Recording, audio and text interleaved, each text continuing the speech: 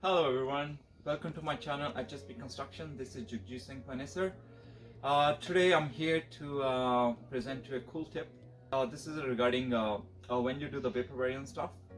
So one thing, once you do the vapor barrier, once you put the vapor barrier on, is airtight, right? And wherever you see the electrical sockets, like the boxes, right? When you cut those ones, so here, for example, you have it here, right? So once you have it cut, this thing, the vapor barrier is cut. So this is not airtight anymore. So what you have to do, so grab your cut tape, regular red or blue one, anyone, any cut tape. And what you have to do, just tape it around, like as close as you can go to the box. Just close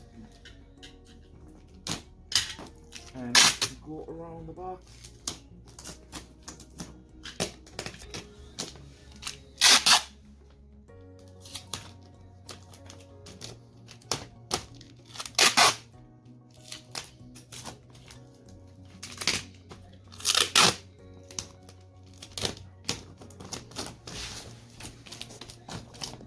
There you go.